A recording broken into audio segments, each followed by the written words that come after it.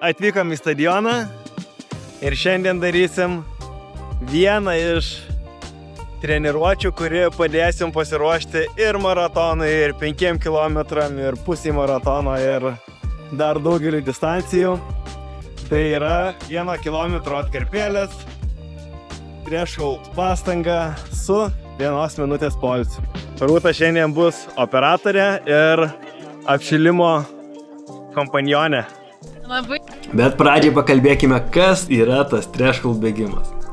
Tai threshold bėgimas yra toks bėgimo intensyvumas, kurį galime palaikyti 1 valandą. Ir kaip supranta, tai yra greitas bėgimas, bet tai nėra sprintas. Ir threshold bėgimo metu mes galime suregzti vieną kitą sakinį, bet lengvai šnekučiuotis tikrai negalima, kvėpavimas didelis, pulsas gan aukštas, bet apie tai per daug nesiplėskime, grįžtame prie treniruotės. Ir šiandien darysim 1 km pakartojimus, kurie iš šalies gali pasirodyti kaip ir greičio treniruotė. Ir taip ir būtų, jeigu mes bėgtume greitai. Bet kaip jau minėjau, threshold pastanga yra kontroliuota pastanga. Dėl to šios treniruotės metu bėgdami ne per greitai, kontroliuodami save, mes lavinsime ne greitį, o greičio ištvermę. Tai yra, mes mokinsim organizmą palaikyti aukštą intensyvumą ilgą laiką. Čia bazuojamės ir pradėsim apšilimą. Bėgsi kartu? Nežinau. Atbėga, čia dar tik apšilimas, neapsigaukit. Bet kaip mano būtų tempinis bėgimas. Už tavęs vaikai apšilinėja. Beveik tokį pat greičiu. Turiu kompaniją, kaip Rokis. Nu? Apšilimas padarytas, nubėgau 3 km.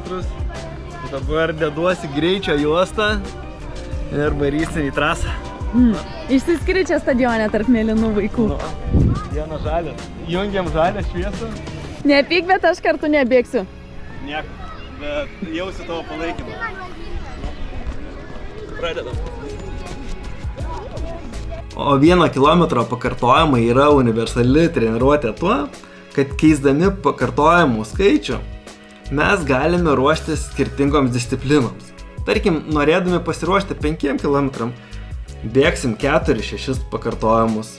Norėdami pasiruošti 10 km, bėgsim 6-8, pusmaratoniui 8-10, maratonui galime didinti iki 12, bet visa tai priklauso nuo bėgiko pajėgumo, jo galimybių, supratimo, kas tai per treniruotę ir gebėjimo kontroliuoti save treniruotės metu. Treniruotės tikslas yra nenuvargti, o išmokti kontroliuoti, palaikyti tempą ir ilgai bėgti vienodą pastangą. Kaip jūs galvojat, kiek aš galiu nubėgti su Vytautu jo greičiu? Pabandau bėgti kartu. Kiek metrų ištempsiu? Ir man norisi spaust dabar, kai jinai šalia. Nu? Nelenk. Lemba, tu čia taip greitai bėgi. Nežinau, ar man patinka. Sugrįžk. Viskas. Per greitas man Vytautas, žinokit. Niekaip nepatempė. Net pusę rato neišbėgau. Oho, kokia grupė su Vytautu atbėga. Pažiūrėkit. Va čia tai žmonių kiekis tave vejasi, o čia. Nu, kiek turim? Turim 3 atkarpas. Kol kas bėgo labai stabiliai. Plius minus 3:30. Ir džiaugiuosi, nes labai svarbu neužsiraut pradžios. Dažnai netgi rekomenduočiau pradėti lėčiau šiek tiek daryti pirmas atkarpas ir greitėti eigoje, bet jokių būdų nelėtėti. Šitą treniruotę ir svarbi tuo, kad turi išmokti kontroliuoti, jausti save, neperspausti ir visą distanciją išlaikyti vienodą greitį. Dar nesunkiai kalbi, panašu. Tai dar tik 3 atkarpos, dar sunkumas 3 iš 10 laukia. O iš tikrųjų neturi būti didelio. O tais niaukiasi dangus. Įdomu, ar mes su Maikutėm sugrįšim ir spės Vytautas padaryti treniruotę. Palaikymo komanda Vytautui gerai. Jis dabar 4 bėga iš 10. Dirbs vyrai šiandien. Visa palaikymo komanda dėl tavęs. Antras intervalas visi 10. Davai, varyk.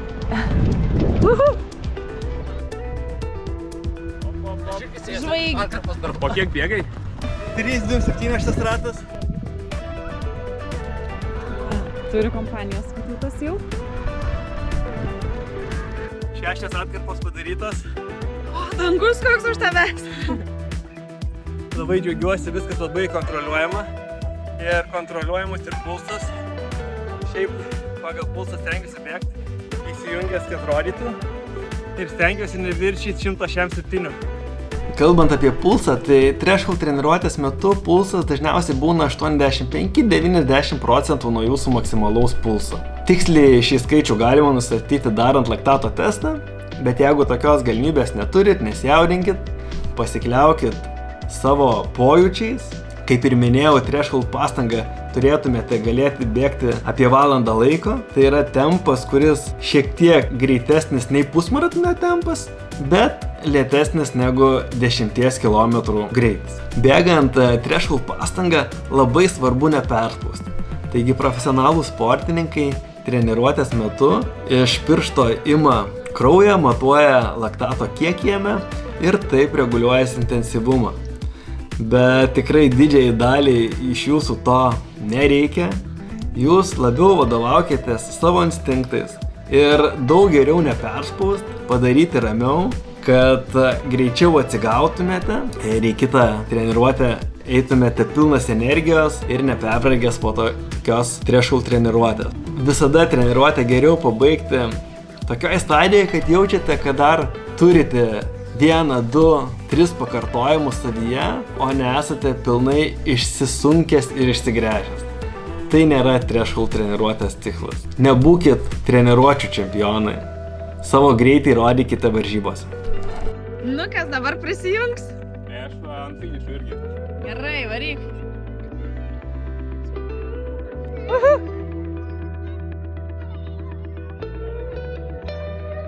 Vandenuko, prašau. Ačiū. Pats geriausias sportas. Šiaip tai labai faina, kai kažkas padeda treniruoti. Kaip finišiukas jūsų? Pasisakyti. Elektrolitų biškį.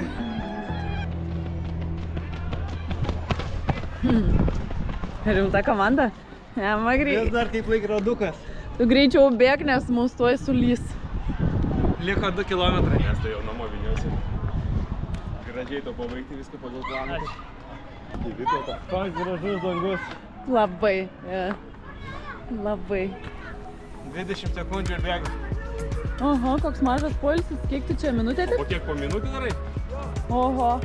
Kalbant apie poilsį, tai threshold treniruotės metu poilsį dažniausiai trunka apie 1 minutę.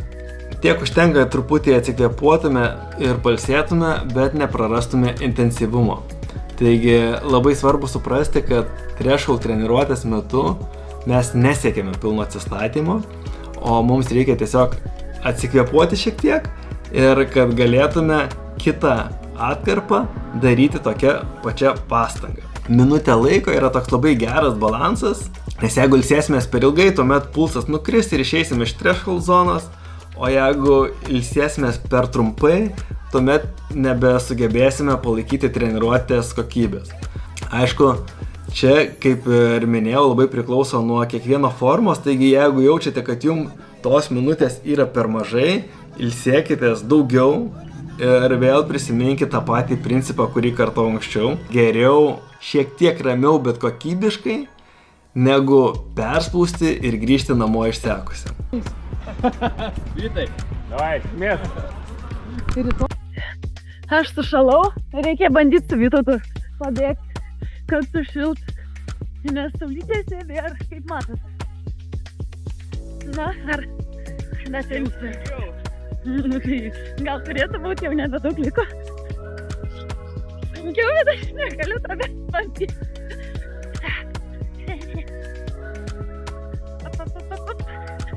Bandau. Eitas per mus, nebėgt ramiau. Oi, gerai. Na, žinokit, sunku čia.